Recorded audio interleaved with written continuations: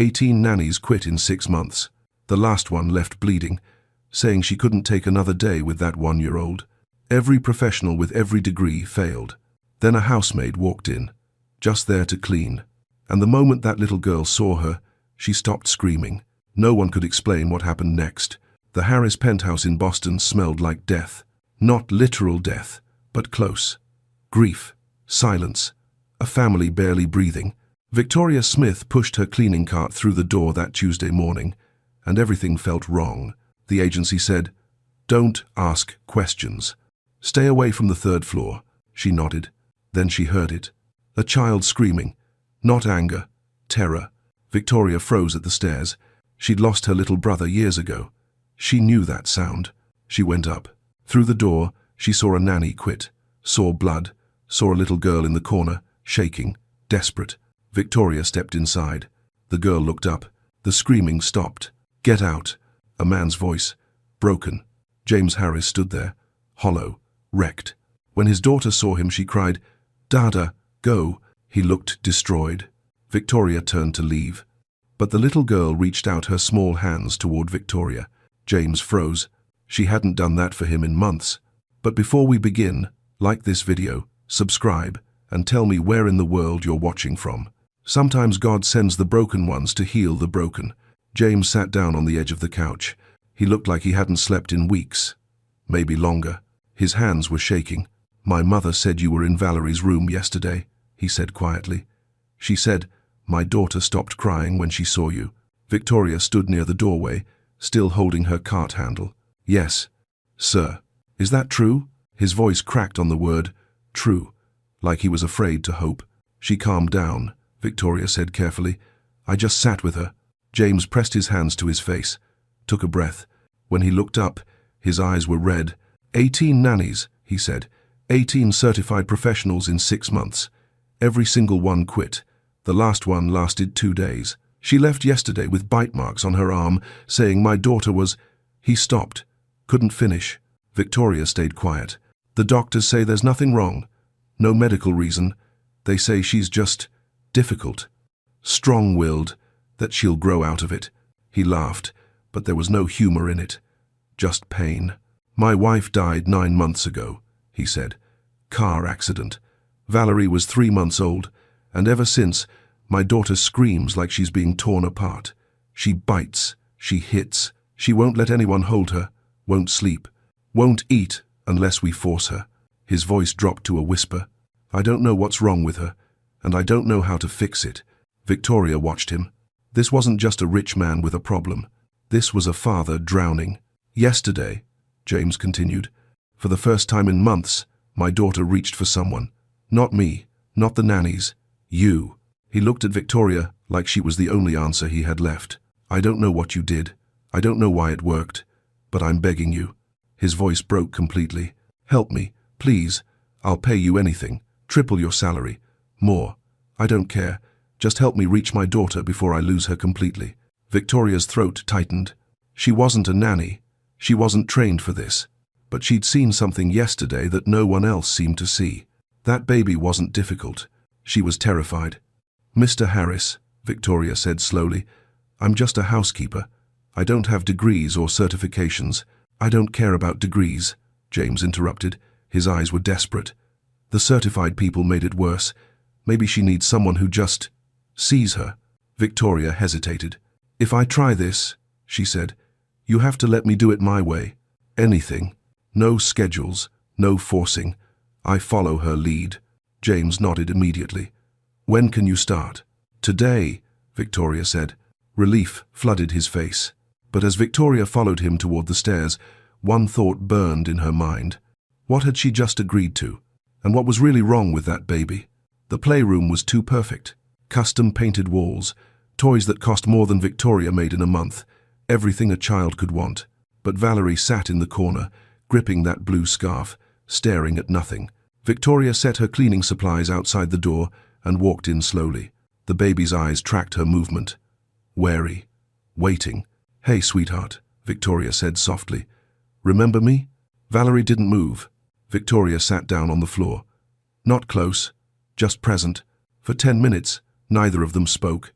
Then Valerie shifted, looked at Victoria, looked at the scarf in her hands. "Mama," she whispered. Victoria's chest tightened. "That was your mama's?" The baby nodded, pulled the scarf closer to her face. Victoria noticed something then, the way Valerie's eyes kept drifting to the doorway, like she was watching for someone, afraid someone would come. "Is someone coming to take it away?" Victoria asked gently. Valerie's whole body tensed. She clutched the scarf tighter. That's when Victoria understood. Someone had been trying to take it from her. "No one's going to take it," Victoria said quietly. "It's yours. You can keep it." Valerie stared at her, testing, searching her face. Then slowly, so slowly, she crawled toward Victoria. Not all the way, just close enough to be near. Victoria stayed still, didn't reach, didn't grab, just let the baby decide. Valerie sat down 2 feet away, the scarf pressed to her cheek, and for the first time in months, she didn't scream. Downstairs, James stood in his study doorway, watching the monitor on his phone. Live feed from the playroom camera. His daughter was sitting peacefully next to a woman she'd met yesterday. Not screaming, not biting, not throwing things, just sitting. He wanted to go up there, wanted to see it with his own eyes, but something stopped him. Fear, maybe, or guilt, because the truth was, every time he walked into that room, Valerie screamed louder. Every time she saw his face, she cried like he was the one hurting her. He told himself it was grief, that she associated him with losing her mother. But deep down, James knew it was more than that. He just didn't know what. His phone buzzed. A text from his mother. "We need to talk about this arrangement. Call me." James deleted it. He wasn't letting anyone interfere. Not this time. Not when someone had finally reached his daughter. Even if that someone was a stranger. Even if he didn't understand why it worked. Upstairs, Victoria noticed something else. Valerie kept touching her ear, rubbing it, wincing slightly. "Does your ear hurt, baby?" Valerie looked up at her with those wide brown eyes and nodded. Victoria stayed with Valerie for 3 hours that first day. When the baby finally fell asleep on the floor, still clutching the scarf, Victoria went downstairs. James was in his office, staring at paperwork he wasn't reading. "Mr. Harris?" He looked up fast. "Is she okay?" "She's sleeping," Victoria said. "But I need to ask you something. Has anyone checked her ears recently?" His face went blank. "Her ears?" She kept touching her left ear, rubbing it. She winced when I got close to that side. James stood up. "The pediatrician saw her 2 weeks ago, said everything was fine. Did they check her ears specifically?" He hesitated. I don't know. I wasn't there." The nanny took her. Victoria watched his face change, guilt settling in. "She might have an ear infection," Victoria said gently. "That could be part of why she's been so upset." James grabbed his phone, started dialing. "I'll call the doctor right now. Get her in today." "Good," Victoria said. But as she turned to leave, James spoke again. "Victoria." She stopped. "Thank you," he said quietly, "for seeing what everyone else missed." The doctor's appointment was at 4. Victoria offered to come, but James said he needed to do this himself. She waited in the penthouse, cleaning, listening. When they came back 2 hours later, James looked pale. He was carrying Valerie, who was crying softly against his shoulder. "Severe ear infection," he said, voice tight. "Both ears." The doctor said, "She's probably been in pain for weeks, maybe longer." Victoria's stomach dropped. "The last nanny never mentioned it?" "No." His jaw clenched. "None of them did. They just kept saying she was difficult, that she needed discipline." He looked at his daughter, and something in his face broke. "She's been screaming because she's in pain, and his voice cracked. "I wasn't here to notice." Valerie whimpered, pressing her face into his neck. For the first time, she wasn't pushing him away. James held her tighter. "The doctor prescribed antibiotics," he said. "Said she should start feeling better in a day or 2. Victoria nodded. "That's good." But as she watched them, something felt wrong. Because if the ear infection explained the screaming, what explained the fear? What explained why Valerie reached for Victoria but cried when her own father walked in? What explained why she clung to that scarf like it was the only thing keeping her alive? James carried Valerie upstairs, and Victoria stood alone in that enormous, empty house, wondering what else everyone had missed. What else was hiding in plain sight? 3 days later, Valerie was better. The infection cleared. The pain faded. She started eating again. stopped crying every few minutes. But she still wouldn't let James near her. Victoria watched it happen over and over. James would walk into the room. Valerie would freeze, then scramble to Victoria, reaching up with both arms. "Dada, go," she'd whisper, not angry, afraid. And every time, James would step back, face tight, eyes hollow. He'd leave without a word. One evening, Victoria found him standing outside Valerie's room, just staring through the cracked door. "Mr. Harris." He didn't turn around. "She used to love me," he said quietly. "Before Caroline died. Valerie would light up when I came home, reach for me, laugh when I picked her up."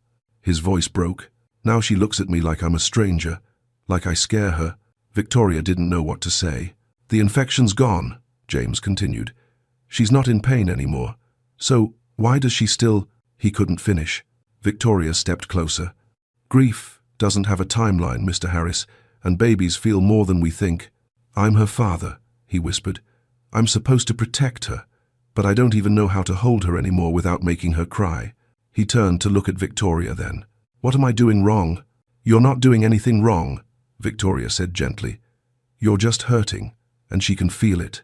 James looked back through the door. Inside, Valerie sat on the floor, pressing that blue scarf to her face. "I keep all of Caroline's things in storage," James said suddenly. "Clothes, jewelry, pictures. I thought it would help. Thought if Valerie didn't see reminders, she'd forget, move on." Victoria's chest tightened. "But she found that scarf," he continued, "hidden in a drawer, and now she won't let it go." He looked at Victoria. "Should I take it away?" the therapist said. "Keeping reminders might make the attachment worse." "No," Victoria said firmly. "Don't take it." "But it's all she has left of her mother, Mr. Harris. Taking it would break her." James was quiet for a long moment. Then he said something that made Victoria's blood run cold. "I've been giving her something, at night, to help her sleep." Victoria went still. "What kind of something?" "The pediatrician prescribed something," James said. "A few months ago, when Valerie wouldn't stop screaming at night. Hours and hours, nothing worked." Victoria's hands went cold. "What did they prescribe?" James hesitated. "It's just a mild sedative, child-safe, low dose. It helps her sleep." "How often?" "Every night." Victoria felt her heart drop. "For how long?" "Since she was 6 months old." 6 months. Half her life.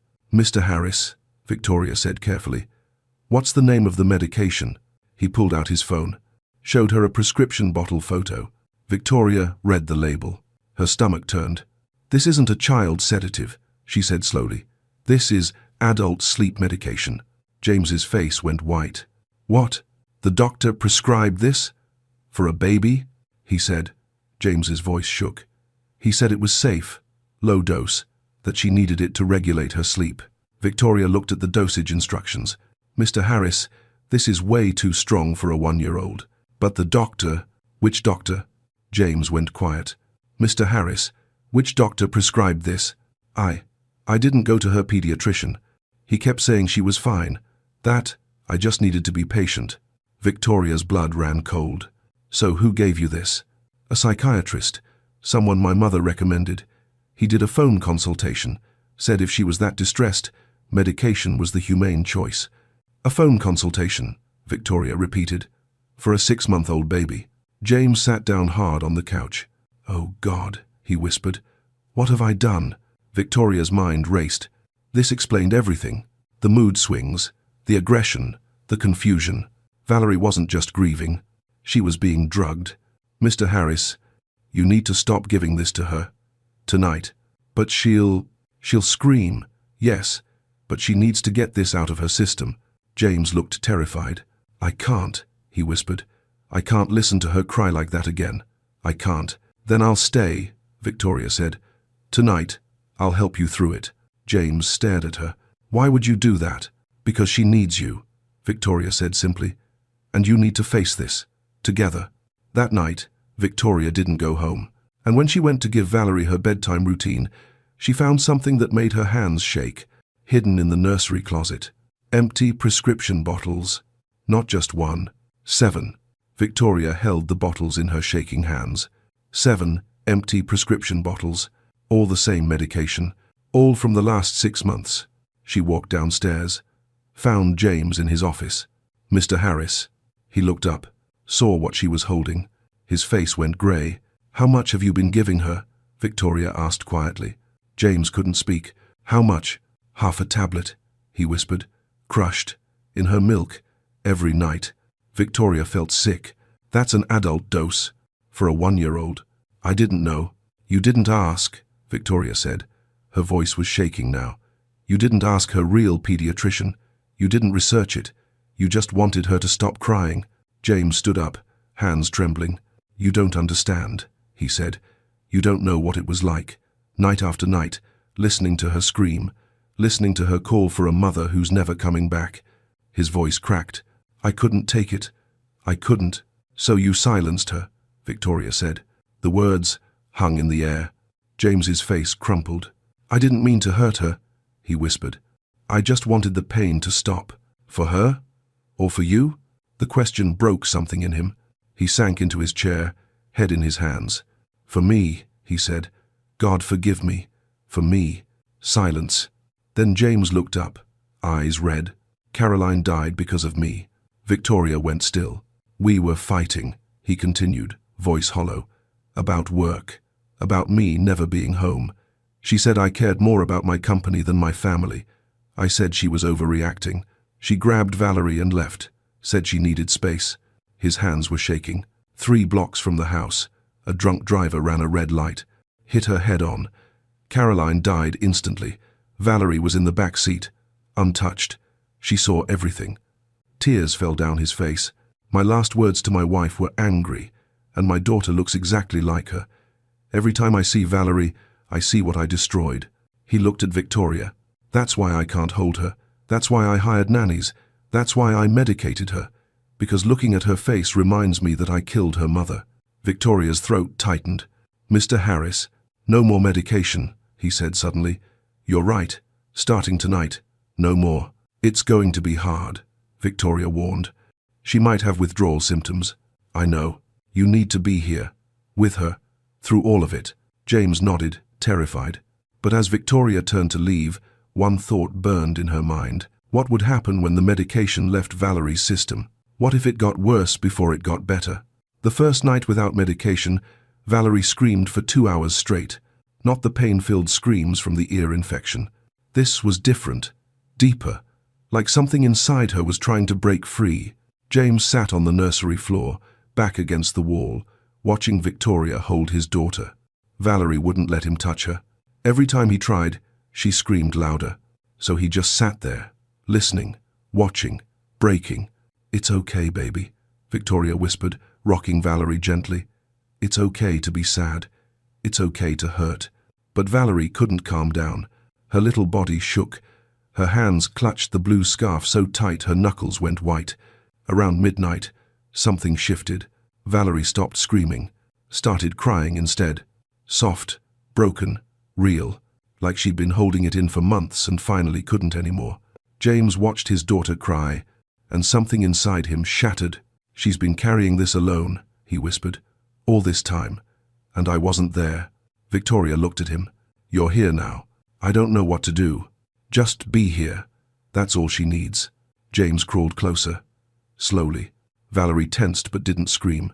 He reached out one hand, stopped a few inches from her. I'm so sorry, baby girl, he whispered. I'm so sorry. Valerie looked at him through her tears. For the first time in months, she didn't look afraid. She looked sad. And somehow, that was worse. The second night was harder. Valerie developed a fever, started shaking, wouldn't eat. Victoria called the pediatrician at 2 a.m. It sounds like withdrawal, the doctor said, voice tight with concern. How long was she on the medication? 6 months. Silence, on the other end. Bring her to the ER, now. James carried Valerie to the car, her small body limp against his chest. Victoria rode with them. And as they sped through empty Boston streets, James whispered one thing over and over. Please don't let me lose her. Please. Not her too. The ER doctor's face said everything. Mr. Harris, this medication should never have been prescribed to an infant. The levels in her system. She paused. Another few months, and we'd be looking at permanent damage. Liver, kidneys, neurological. James went white. She'll recover, physically, but she needs to be monitored. And Mr. Harris, the doctor's voice hardened, Child Protective Services will need to be notified. The words hit like a gunshot. James looked at Victoria, then at his daughter, hooked up to monitors and IVs, and whispered, "I deserve that." Valerie stayed in the hospital for 2 days. James never left her side. He slept in the chair next to her bed, held her hand while she slept, watched every monitor like his life depended on it. Victoria came every morning, and slowly, something changed. On the second morning, Valerie woke up and didn't cry when she saw her father. She just looked at him. James froze. "Hey, baby girl," he whispered. Valerie blinked, stared at his face, then reached out one small hand. James took it, tears falling. "I'm here," he said. "Daddy's here."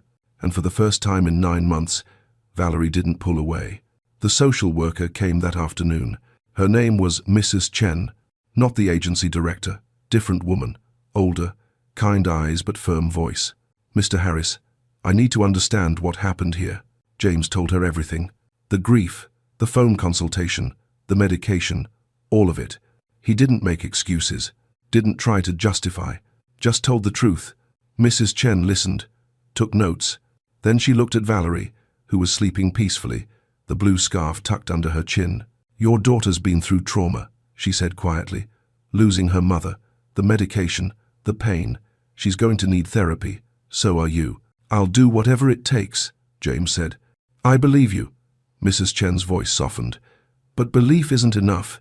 You need to show up, every day, even when it's hard." James nodded. "I will." Mrs. Chen stood to leave, paused at the door. "Mr. Harris, grief makes us do things we never thought we'd do. It doesn't make you a bad father, but hiding from it almost cost you your daughter." She glanced at Victoria, who sat quietly in the corner. "You're lucky someone saw what you couldn't." That night, the hospital released Valerie. James carried her to the car. Victoria walked beside them. When they got to the penthouse, James stopped at the door. "Victoria, I need to ask you something." She turned. "Stay," he said, "not as a housekeeper, as family. Help us figure this out, please." Victoria looked at Valerie, asleep in her father's arms. Then at James, broken but trying. "I'll stay," she said quietly, "as long as you both need me." James's eyes filled with tears. "Thank you." But as they walked inside, Victoria noticed something. Valerie's grip on the scarf had loosened, just slightly. Like maybe, for the first time, she was starting to feel safe enough to let go. Or maybe something else was coming. Something none of them were ready for. 3 weeks later, everything looked different. Not perfect, but different. James reduced his work hours, started coming home at 5, had dinner with Valerie every night. At first, she still tensed when he walked in. But Victoria showed him something simple. "Sit on the floor," she said, "at her level. Let her come to you." So he did. Every evening, James would sit on the nursery floor and wait. And slowly, so slowly, Valerie started crawling toward him. First just to grab a toy near him, then to sit beside him. Then, one night, she climbed into his lap, pressed her face against his chest, and whispered, "Dada." James held her and cried. The therapy helped too. A grief counselor who specialized in babies and young children. She taught James how to talk about Caroline, how to show Valerie pictures, how to say, "Mama's in heaven," without falling apart. She taught him that grief wasn't something to fix. It was something to carry together. One Saturday morning, James did something he'd been avoiding for 9 months. He brought out a photo album, sat with Valerie on the couch. "This is Mama," he said softly, pointing to a picture of Caroline holding newborn Valerie. "She loved you so much." Valerie touched the photo, looked at the blue scarf in her other hand. "Mama," she whispered. "Yes, baby, that was Mama's scarf. And it's okay to keep it. It's okay to remember her." Valerie looked up at him with those big brown eyes and smiled. Small, sad, but real. Victoria watched from the kitchen doorway. This family didn't need her anymore. Not the way they had. They were healing, learning to be a family again. James saw her standing there. "You're not leaving, are you?" he asked quietly. Victoria smiled. "Not leaving, just stepping back. You're doing fine now. We wouldn't be here without you. You would have found your way," Victoria said. You just needed someone to sit with you in the dark until you could see again. James stood, still holding Valerie. You gave me back my daughter, and she gave me back to myself. Valerie reached toward Victoria. Tori. Victoria came closer, kissed the baby's forehead. You're so brave, sweet girl. So brave. Months later, on what would have been Caroline's birthday, they planted a tree in the small garden behind the penthouse. A magnolia, Caroline's favorite. James held Valerie as they stood beside it. The blue scarf was tied gently around one of the branches. Valerie's idea. Mama's tree, she said. Yes, baby, Mama's tree. Valerie looked up at the sky, then back at her father. Dada here? Yes, sweetheart. Daddy's here. I'm not going anywhere. She smiled, rested her head on his shoulder, and for the first time since Caroline died, James felt something he thought he'd lost forever. Peace. Not because the pain was gone, but because he'd finally learned to carry it, and he wasn't carrying it alone. Sometimes healing doesn't come from doctors or degrees. Sometimes it comes from someone willing to sit in the pain with you, someone who sees you when you can't see yourself, someone who reminds you that broken things can still be beautiful, and that love, real love, doesn't run from grief. It walks through it, together.